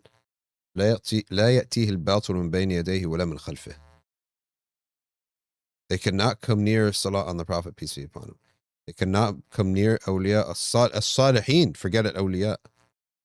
Except they can come near us with very minor things. But all the self-talk that in Sheikh Hamza Yusuf used to do a lot of this. Music industry. Run by devils. I have a presentation that's not completed on that. Because I want to see it. Oh, it's insane. Run by devils. Group, right, of people like in that circle of people that were into music and stuff.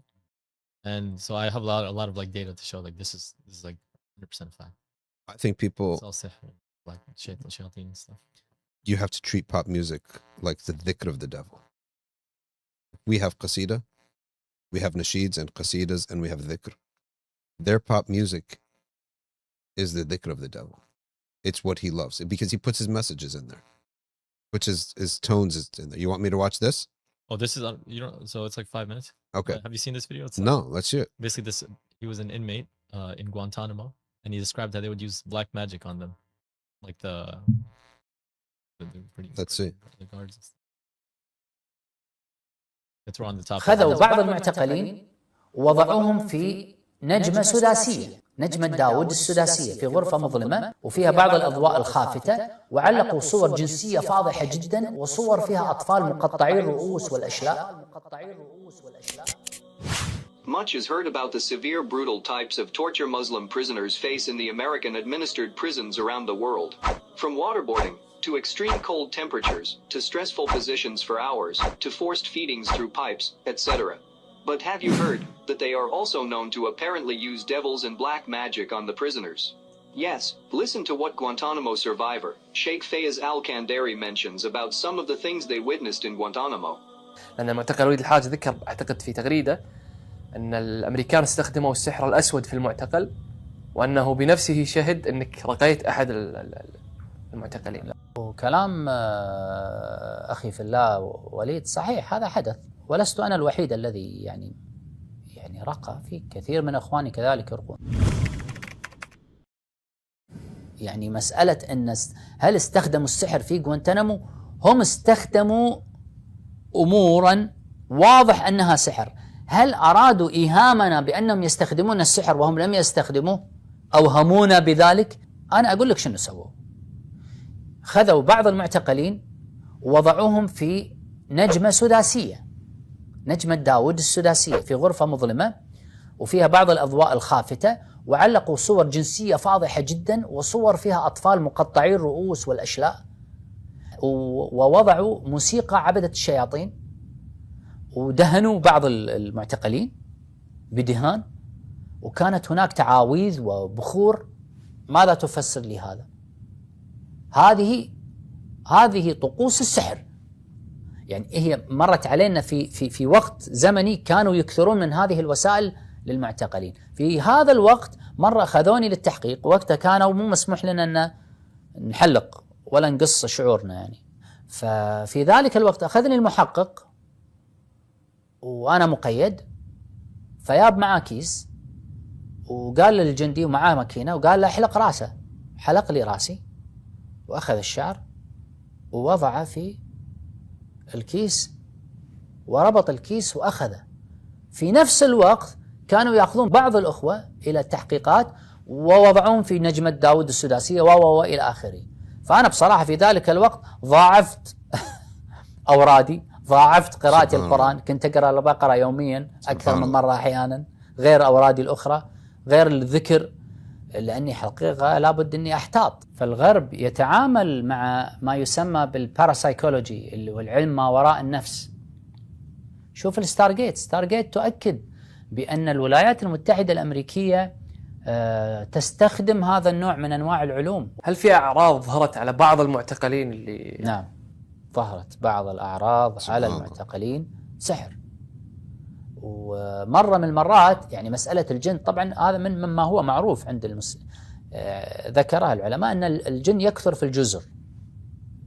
فمرة من المرات أنا كنت قاعد بنص الليل والشباب كانوا نايمين أمامي في عنابر الدرجات الأولى اللي مفتوحة على بعضها، فسمعت صرخة من هناك كلهم متلحفين بالشرشف بالليل نص الليل، هدوء كان وقتها ما كان في إزعاج. هذا الشفت أظن شفت النخلة، شفت النخلة كان هادئ، ولا أسمع صرخة التفت طالعت ولا أخي يقوم، بعدها الثاني صرخ وقام، بعدها صرخ وقام، بعدها شو السالفة، واللي يقول أي رجلي إيش صار ليه ما وصل مسافة وأنا طالع منبهر. فالأخ البعيد قال يا جماعة واحد رفسني، اللي بعده قال حتى أنا رفسني على رجلي، الثالث قال أنا رفسني كلهم نفس الطريقة. فأنا قاعد أضحك قلت والله شكله جني قاعد يرفسكم من أولكم من آخركم. يعني هذه من المضحكات يعني هذه واحد من الشباب بعد ما ظلينا فترة كان في جن يعني تحس فيه، بعدين اختفوا لأن ما شاء الله العنابر كلها قرآن 24 ساعة ما شاء الله. الشباب والله العظيم كدوين نحل. فما مرت سنة إلا واحد من الشباب شاف رؤية، شاف رؤية قافلة من الجن وراحلين عن الجزيرة، اللي مفقوعة عينه، اللي مكسورة إيده اللي مشقوق الوجه، وهم رايحين وينظرون للشباب بحزن ويمشون طالعين من الجزيرة هذيلا جرح الحرب. السحر keep going.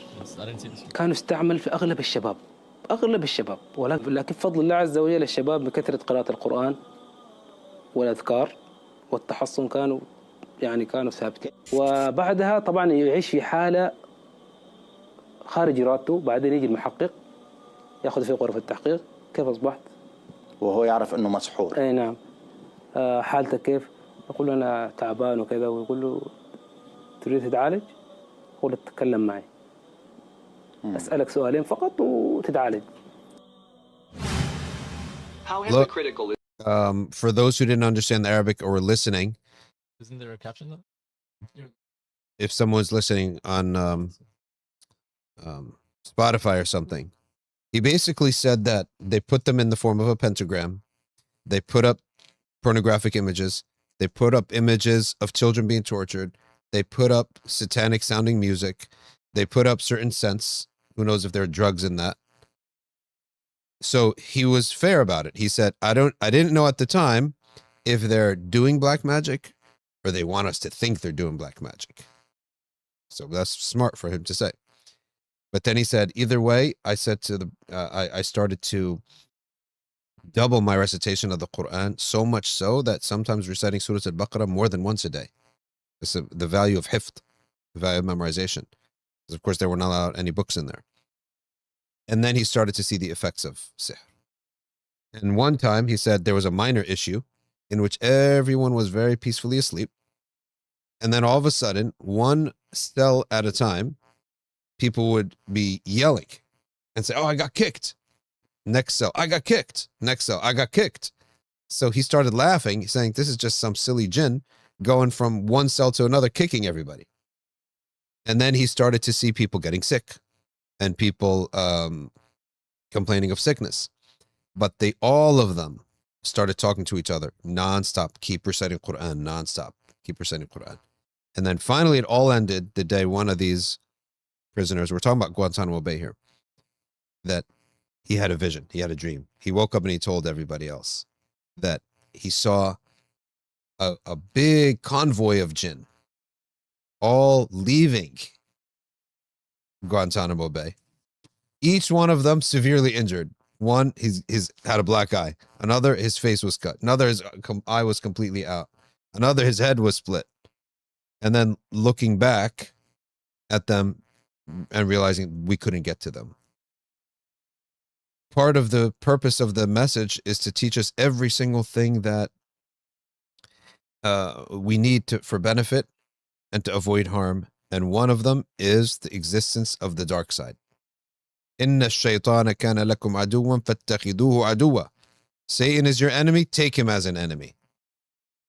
Meaning you never give up believing that he's going to try to attack you. Satan, of course, that's Iblis, but Satan means all the devils, all these shayatin. There are so many of them. And we just have to bring angels into our lives by dhikr, by Quran, by staying upon wudu. And ultimately, anybody who downgrades dhikr and says, oh, come on. No, you actually are so mistaken. You've fallen for the naturalist's myth. This ploy that Iblis is using, that once the Prophet ﷺ came, and before him, Prophet Isa ibn Maryam, Satanism took a big blow in the world. When Islam came, it took a killer blow in the world. Paganism will almost dead. Paganism. So what does Iblis have to do? He said, okay, hey, guys, none of it's true. None of it's true. So paganism is almost dead. So what does he do? None of it's true. Okay? Like Samson, just take everything down. Yeah, tear it all down. None of it's true. Say Satanism isn't true, paganism isn't true, devil's not true, God's not true either. None of it's true. And then by doing that, now you get a whole world of no belief at all. Nobody's got any faith in their heart. And literally, Satanism is coming back.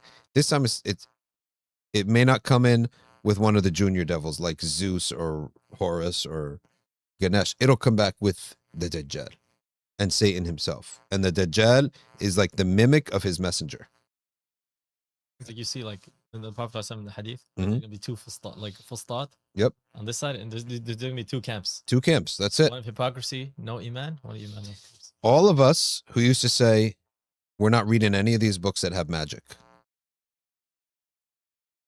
Even if they're nice little kiddie books like lightning bolt on his forehead. Harry Potter. Oh, it's just a kid's book. No, it's normalizing sihr. It's normalizing shamans and oracles. Even in entertainment. And I'm telling you, the normies. I almost like despise these normies who think that the world is what you see on TV. No, there's so much more beyond that. So much, every single thing that's big is preparing you for something. Either on the good side or the bad side.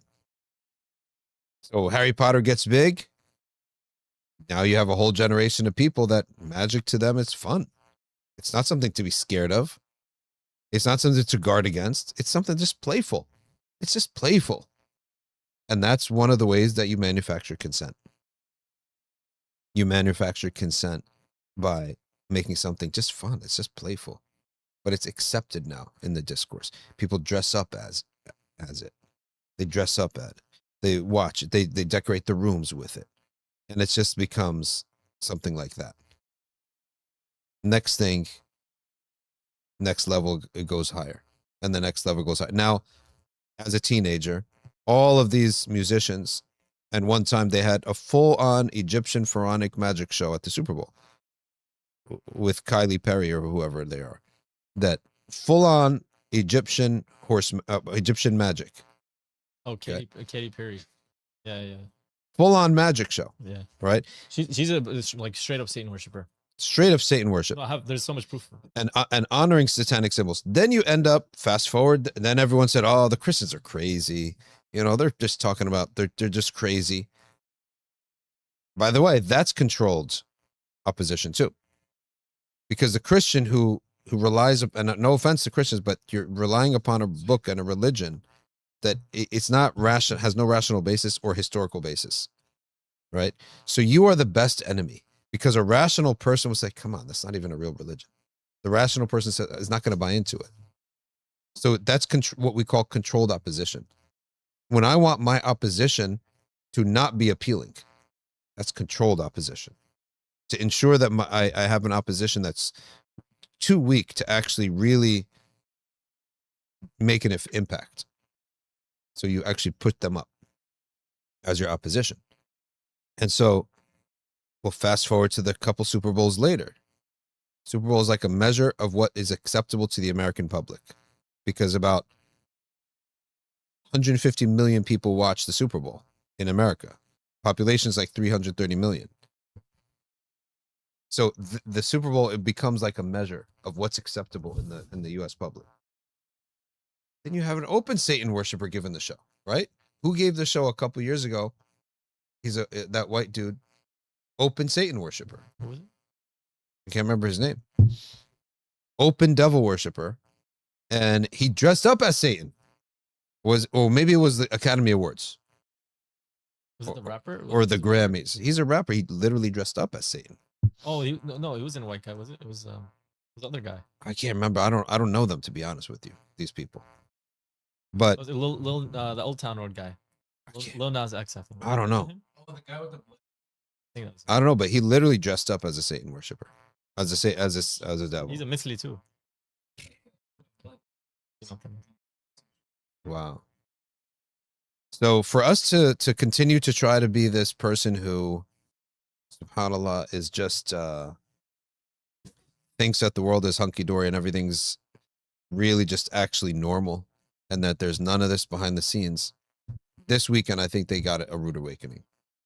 Because all the big names that we know are attached to this stuff. And imagine what we don't know. Like, yeah, 100%. Imagine what we don't know. And by the way, what we know, all of that was released in these documents, I would say, is not 10%. Not even 10%. And what's unreleased is probably another 20%. And what we'll never see, has no evidence for, is probably 80%. 70%. That's my belief. That's my belief. Just like, always look at it in the reverse. When a wali of Allah Ta'ala tells you about a nice dream he had about the Prophet, what percentage of all of his visions is that? When a wali of Allah says, look, listen to this dua, and he says a dua in public or in front of people, where he writes it down, what's the percentage of that in relation to his actual speech with Allah subhanahu wa ta'ala? Not even 0.1%. What happens between him and Allah is far greater. So remember, Iblis is always reversing everything. So now you got us all seeing a couple emails here and there. That is not even 0.1%, I don't think. Shay Ajib. We have to stick to dhikr. Al-ilm, al-dhikr, and all these other things. And the masjid. And you have to keep it up, because we know for sure they're going to try to attack. Devils are always trying to attack. You gotta leave off music, especially the youth. You have to leave off music. Like, you there's cannot no be into this. There's no like half in, half out. Like, if you're listening to this, you gotta leave off music. 100%. Seriously, you like dhikr and music can't like coexist. They cannot coexist. They cannot coexist. What is a mithli? A mithli is a homosexual. Mithl is like. We have to wrap up. سبحانك اللهم وبحمدك نشهد أن لا إله إلا أنت نستغفرك ونتوب إليك والعصر إن الإنسان لفي خسر إلا الذين آمنوا وعملوا الصالحات. Hold on a second. I have to say one more thing, because this brother keeps asking something. He says, why would the elites expose themselves? You know why? Because I think this is the idea of saying, all right, it's out of the bag now. Let's see who wants in. Keep an eye out for people who now flip this and will begin to glorify this dark side. They say, hey, if it worked for them, I'll just cover up my tracks better. Keep in mind, Iblis always has something up his sleeve. And even if he doesn't, he's lived long enough to be smart enough to develop the smarts to learn how to pivot something. So now that it's out, I can guarantee you interest in the occult is going to go through the roof. It'll start off as just like, oh, this is gross, but I need to know more. To some people who are so dark on the inside, I need this power. So you're going to find, because of this, hitting the public like this, and nothing's going to happen to anybody. I actually feel and fear this is actually the beginning of far more occult devil worshipping demons out there. I because of personally this. know people SubhanAllah. that like I didn't know they would do it, but I found out these people were devil worship. Like personally know people. Yep. Growing up, but I also think another thing is like they're just releasing the pressure a bit. Yep. Because now it's like, you know, like we said, it's probably just 1% what's going on. And Epstein, like let's be honest, he's a pawn. Mhm. There are people behind Epstein, right, that are actually pulling the cards, pulling the strings, right? They have the cards in their hands, and they were like, okay, this guy, let's just release some pressure. There'll be some public outrage and stuff, Yep. and then it'll go back simmer down. There'll be some public outrage, but there'll be also public interest from people who, high school kids who think this is cool, college kids who are into the dark, into the occult, and it'll increase. سبحانك اللهم وبحمدك نشهد أن لا إله إلا أنت نستغفرك ونتوب إليك والعصر إن الإنسان لفي خسر إلا الذين آمنوا وعملوا الصالحات وتواصوا بالحق وتواصوا بالصبر والسلام عليكم.